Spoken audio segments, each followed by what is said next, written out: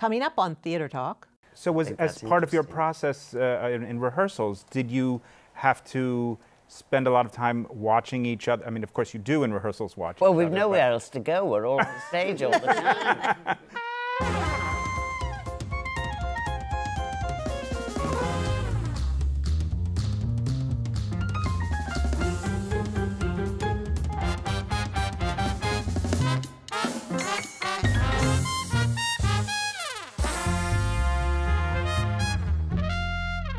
From New York City, this is Theater Talk. I'm Susan Haskins, and I am joined by my co-host, Jesse Green, co-chief theater critic of the New York Times. Hi, Susan. Hi, Jesse. And as we know, there is a wonderful revival of Edward Albee's Three Tall Women now on Broadway, and we are so honored to be joined by all three of the tall women. We have Glenda Jackson. You play A. I do. Laurie Metcalf, B. And Alison Pill, the plucky C. Welcome to Theater Talk. As Susan just indicated, your character names are a little unusual, A, B, and C. I wonder, is it fair to say, and any of you jump in and answer this, that despite those different names, you are playing variations or aspects of the same woman? Does that seem a fair way to look at it? Mm-hmm. Well, in as much as their ages are markedly different, and their development as human beings, in that sense, is defined for you.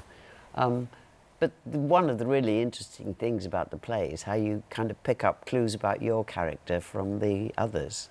So as part of your process in rehearsals, did you have to spend a lot of time watching each other? I mean, of course you do in rehearsals watch each other. Well, we've nowhere else to go. We're all on stage all the time. But was it important to you to identify in each other aspects of this shared character that you would want to use in your own development of your part of the character? Or was it more important to separate yourselves? Or did you not even think along those terms? Well, the play is in two parts. Yeah. So we morph into the one character in the second half. The first half, as I recall, in the rehearsal room gave us the most trouble, finding those relationships. But Joe Mantello, our director, early on also did want to look occasionally for a gesture maybe that was similar between the three, and then repeat it in the second act again. Not to help the audience figure out where we've gone, who we've evolved into by the second half, but I think just those little tiny callbacks must be kind of fascinating for an audience to watch. And they're just very gentle and go by. You're like, oh, I've seen that little penguin walk, you know, before. Where was that? Oh yeah, I remember that. So did you think of while working on the first act as if it were a separate play from the second act? Particularly for your two characters, B and C, who you could say they changed the most between the first act and the second act. Well, yeah, because we're different people. The tricky thing about the first part is how realistic to have made it. It's deceptively realistic language, it's deceptively a realistic situation of this homemaid and this, you know, lawyer in the same room with this old woman, but it's not. It's heightened, it's not reality. The second part, because it is all in this kind of fantastical limbo, and we are all very clear on who we are, which is the same woman. The clarity of that was obvious kind of from the beginning, I mean, from the first read. Absolutely. It hasn't, not that it hasn't changed and morphed as we've gotten to know each other and been able to call back, you know, gestures between us and hear the echoes from the first part, but I wouldn't say they're separate plays because it is all one. But it was much harder to deal with that deceptive realism. He uses such very simple words, and he uses them constantly, and he structures sentences in completely different ways, but still using the same words. And we found it, I think my colleagues will agree, absolutely exhausting. It's a play with virtually no physical extension at all, but we were absolutely exhausted because your brain is constantly on this treadmill because, you know, I mean, well, I still do it. I sometimes chew up, but nonetheless, you know, you think, I've just said that, haven't I? No, I didn't say that. And so the repercussions of that, I mean, I know it sounds ridiculous, but I mean, they're quite profound Oh, when you're no. actually trying to find the character, do you know what I mean? And the relationship with the other characters. And that was really, really tough. Does chew up mean forget? Yeah. Yeah. Yeah. Or mangle is another word. Yeah, well, you have you know what mangling does. Yes. They save me every time I've chewed up a Oh mangle, no, I they think you save me. looped right back around and found where you but were no, and I've gone done right that. But on. Heather, Yeah. now, because you have what is a huge, almost monologue in the first Oh, but part. we all do. You all Oh, do, in the but- first part, But but in they the first have part. theirs No, in in the the first second. part. In the first part, Yeah. there were times. I mean, Mr. Albee's no longer around to check on you. Could you just chew up and go off, and it wouldn't matter? What do you mean, chew up and go Well, off? I mean, You what I'm go saying, off the stage? If you, no. If you get lost in your lines, and Well, as I say, they save me. Yeah, they come back. always come up with something. Then I Yeah. think, oh, I know. Yeah, I know where I am now. Thank you, ladies. But that is a kind of realism at the same time. I mean, if you actually listen to the way we speak in real life, and I'm also thinking of the way my grandparents spoke at a certain point, that kind of cycling was quite realistic and doesn't That's make a it easier trap, to you see. memorize. Or I mean, what Alison said. Yeah. That is the Yeah. trap of the first. What we think of the first act. It is not realistic. It isn't real in that sense. Realism. I mean, there is a reality to it, of course, but it can delude you into thinking that it's I see. realistic in that way, and it isn't. I found the first act, probably you also, Alison, really difficult because our characters are there to serve A, and she's telling us stories. And my character has heard them a million times. And so there was trying to find that fine line about when am I listening, when am I not, when am I supplying answers to things that I've heard over and over again. Because at first we were very wary. we were just attentive. We were just being attentive, just, very still, listening, hanging on every word. And then as a group, we decided, well, it's not really the reality of the scene. And so what happens if can you play a game of solitaire and still be doing your job and not be taking away from the scene, but adding to the experience for the audience of, like the they've sat importance through of this. the tedium. Yeah. Like that's the real. You cannot enter into the second part until you've experienced yourself going like, again. Because that is how we deal with old people. We want them to shut up and go away. For the most, like, you're just like, ugh, fine. But then you peel back that layer of, kind of doddering old lady, and there's this vital, amazing, brilliant, ambitious woman underneath it who's been there the whole time. And I think that's that journey of the play and how important it is to be able to be trying to write off this woman for, because in the first part, you're kind of mean. Kind of. And that's not exactly. You are abusing. I say my mother is well into her 90s, and I'm watching your character and thinking, thank God my mother's not like that. She's a kindly old lady, but you're giving everybody, I guess that's Albee's mother that he's portraying, a very bad time. Well, he says a frontispiece he wrote to the script that we've worked on, that I'm paraphrasing here the last 3 lines, that during her life, his mother's life, and as we know he was adopted, during his mother's life he never met anyone who liked her. He never met anyone who saw the play who disliked her. What have I done? Yes. Were you at all interested in bringing into your work any of the actual biography of Albee's mother, or was everything you needed in the words that he provided in the text? Everything's in the text. But it's also, everything's in the text, and that was their life. So knowing that you didn't really have to do external work. They're saying in at different ages happened and was told to. Even the Edward? bracelet story? I assume so. I presume. I'm not going to let viewers know what that story is. They'll have to get it for I'm themselves. Sure that's I imagine all of it is. Yeah, Absolutely the affair with the true. groom. Yeah.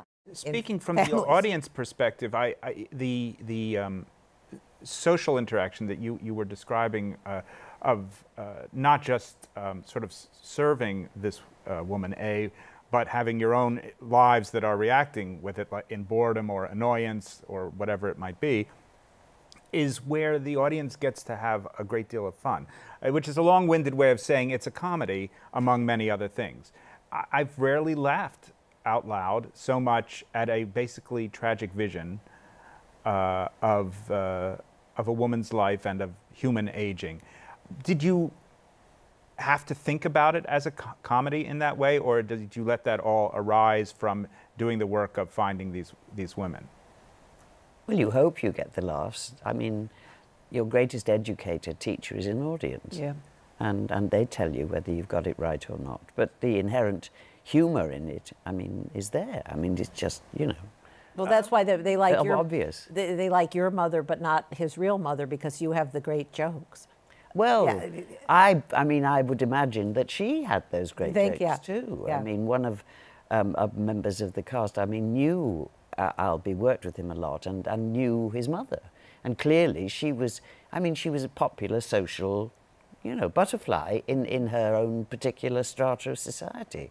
And we see it now. I mean, you know, you see people where their standing is such that they really only ever meet the same kind of people, and that was the world that she inhabited. Yes. And they could be quite viciously funny, I think.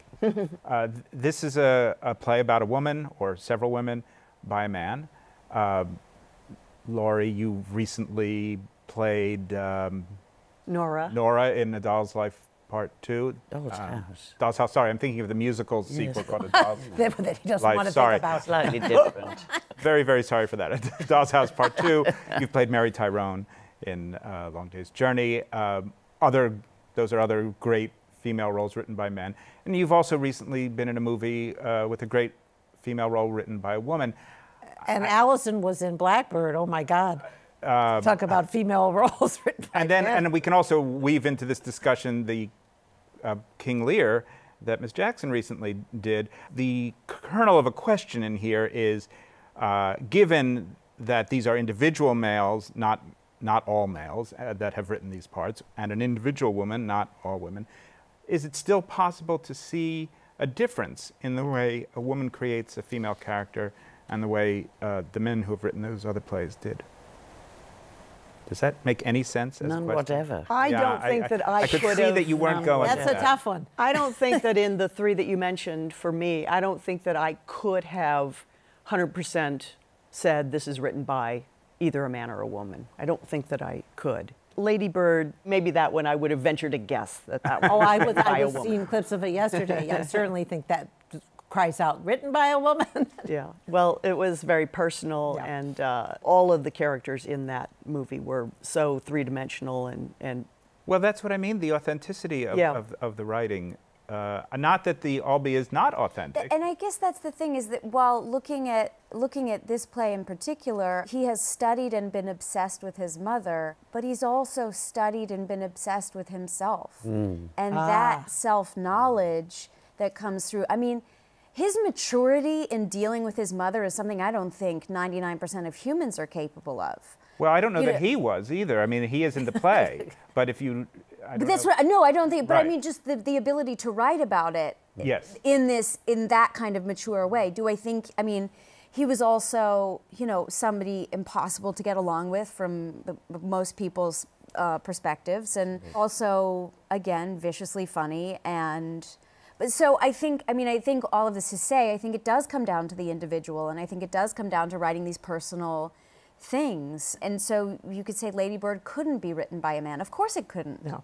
Because a man didn't grow up in Sacramento with, you know, like Well, I- wasn't a teenage girl. Carrying on this idea, because you mentioned Laurie doing Long Day's Journey, for which she justifiably, regrettably, I didn't see it, but she got absolutely rave notices for doing it. But there's O'Neill, who is writing a play about his family, and absolutely defines the errors, the faults that caused that family to be the way it was. He had that knowledge of his own family, and he proceeded to recreate it for himself. He learned absolutely nothing when it came to his own family. Yes. I mean, it was another mishmash. I mean, it was, you know, terrible disasters. So there's something here which is really, really fascinating, in one sense that you know and you learn absolutely nothing. I think there's a false notion somehow that plays better the author by allowing them to express and get rid of their demons, but it doesn't seem in these great plays like they actually do get rid of them, but they just clarify them for other people. They can share them with us. I mean, we can see them, but they are still left on that lonely desert island. But then that's true of everybody who's a creative spirit, isn't it? I mean, just think about it. You're a writer, well, you know, and that blank page stretches to infinity, doesn't it? Oh, you yes. know, or, you know, you're a composer. I mean, those 5 lines, God, do they ever end? No. A canvas, where is its edges?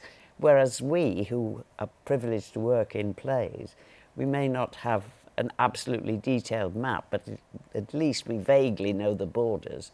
Being a writer seems so courageous in a certain sense. I mean, I know the great ones are compelled to do it, but what a lonely, frightening place it can be. Well, absolutely. You worked with Edward Albee. We were just talking about his... I was in a play which he directed. That's what direct. I mean. It's not quite the same thing. Would you tell us about that? Not quite the same thing. Because she was discussing how his reputation, but you experienced it. He was, with all due respect, a completely enclosed human being.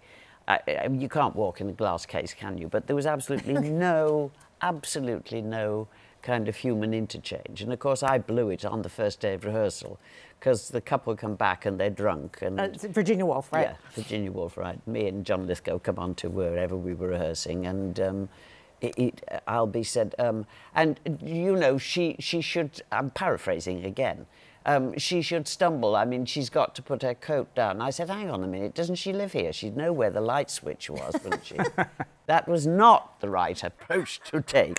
But in a way, I had sympathy for him because, of course, Virginia Woolf was his greatest curse as well as his greatest, you know, prize in a sense, because everything else was compared to that play. And we were doing it in Los Angeles, and of course that play then had the Burton and Taylor logo all over it. So for him, you know, I think that was something very difficult. But I think his honesty in the play we're doing is just staggering. I didn't work with him, I wasn't a friend of his, but I interviewed him many times later in his life. And I think it's relevant to Three Tall Women, my experience, in that as he aged, I feel like that glass case he almost wore began to disintegrate. Yes. And something that moves me in Three Tall Women, it's tragic in a way, I mean, in the way that life is tragic, but there's also something wonderful and brave about the way A begins to accept what the next steps are, and death. It's a play about death. And I felt that something wonderful happened to him, too. Well, we had this really very moving letter that was sent to us, I think by the chief executive of his trust, wasn't it? Yeah. Who brought to see the play the woman who had been Albee's carer at the last part of his life. And they had this kind of relationship. He would fire her, and they'd go to extraordinary lengths not to fire her.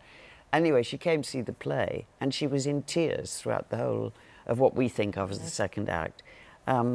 Because, yes, you know, I mean, obviously, those kinds of relationships became available to him towards the end of his life. I mean, you mentioned Lear. One of the interesting things for me was when I was a member of Parliament, I would visit old people's homes and day centres and things of that nature.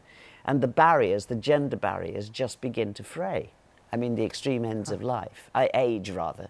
The older we get, they just become murky and foggy, and they split and they break in exactly the same way, you know, when children are born, we teach them that they're boys or girls, don't we? You know what I mean? There aren't those gender barriers there.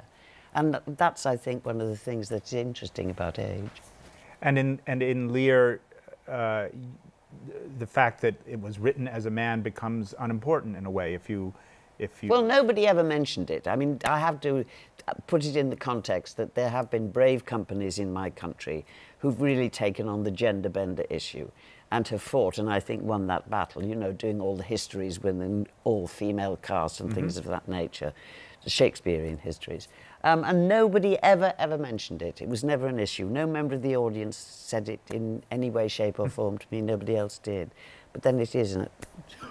Just remarkable play.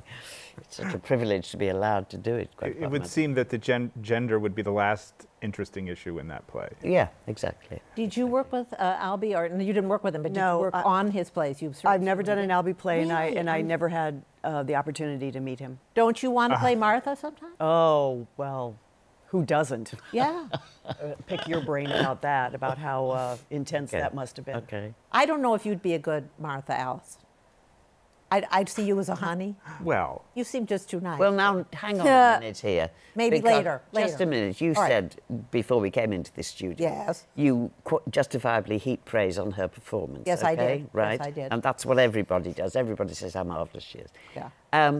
To go back to when I did Virginia Woolf, Cynthia Nixon's understudy came to see the play the other night. Now, she was the original C in the first production at the English Language Theatre in Vienna all those years ago.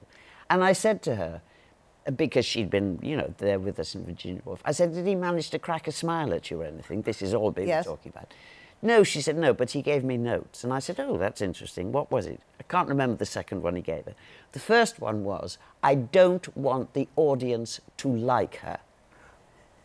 Interesting. And you were very Go to work likable. on that. to the extent, and I don't want to caricature actors, but to the extent that there's a natural tendency to please audiences, it must be useful to be freed from that by being told, Oh, no, it's more subtle than that. I mean, I don't actually agree with you that we want audiences to like us. We want them to listen, and we want them to laugh in the right places and be quiet in the right places. We don't necessarily want us to like them, like us, but I mean, that is a profoundly important thing, I think, to say to an actress. I don't want the audience to like her. Do you agree, Laurie Metcalf? What I find really Absolutely. fascinating is, take A's character. Yeah. The more abusive that she is, Yes. Obviously it's super funny. Yes. And yes. but it's also weirdly endearing to me in a way that she's alienating everybody and just plowing forward, forward. And we see, how she is going to be at the very end with her son, who's kissing her for the chauffeur and the maid. And she's aware that she's doing it and still can't stop. And doesn't and care. So, and I think that and doesn't care. Doesn't and the audience, I think, finds it. It makes an audience sympathetic, I think. That's a Yeah, well, as he said, you never met anyone who saw the play who disliked it. Yeah. I mean, just Now, I saw the play extraordinary. originally, and Marion Seldes played your part so radically different. I mean, the wonderful Marion Seldes, but you come at it from a radically different perspective. Yeah, I wouldn't know because Right, I you haven't didn't see seen it, and Really different. I should go look it up after our run at run around Lincoln in- Center because I know that there is a Yeah, she didn't run tape around of in it. sneakers and wasn't. She didn't have your thing. Well, knowing, I think that because we are going to morph, later in the second half, that kind of an acting challenge was, well, how different can I be then? Let's work backwards. So if I know I'm going to look like this in the second half, what would be the extreme opposite of that? So and not that only your kinda clothes, helped but with your very casual yeah, the body language. body language, and then Yeah. you are so different because you're so buttoned up Right. in the beginning. Now we have the famous 1 minute left, so I throw it to you, and then to. well, great. I was just thinking back to, you alluded to Peter Brook, and I read something right. that you wrote, that you said about him, that working with him is like coming across an oasis in the desert. Like all great directors, he creates the kind of world in which everyone's responsible for the whole play. absolutely. And that seemed like such a wonderful idea, and I don't know. Well, it was wonderful to work in that context. I mean, he all good directors always know what they don't want, and they expect you to show them what they do. And one of the great things about him is he never ever lets you go down the wrong path for too long. I mean, one of my fellow actors in that original company said, the great thing about him is he just he stops you going down the wrong path. His favourite word actually is no. They go, oh no. No.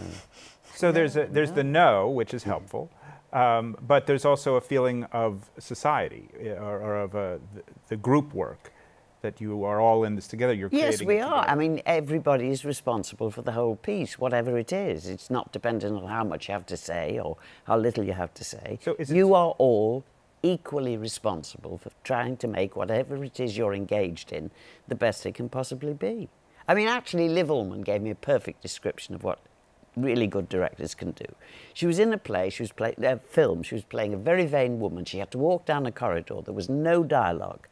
And as she walked down the corridor, she checked her appearance in every reflective image. He'd set up a camera where if she chose to do that, he got it. That's perfect, ain't it?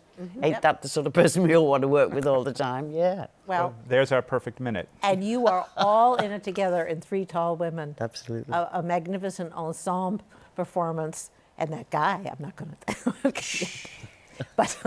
but it's just wonderful, and I really appreciate you all coming. Alison Pill, Glenda Jackson, and Laurie Metcalf, thank you for coming back. Oh, thank you. Lovely to see you. Thank you. you, Jesse Green. Thank you, Susan. This mutual admiration society. Our thanks to the Friends of Theatre Talk for their significant contribution to this production.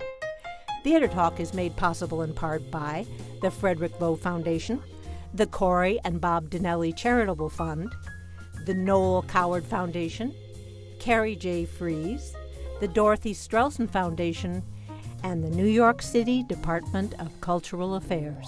We welcome your questions or comments for Theatre Talk. Thank you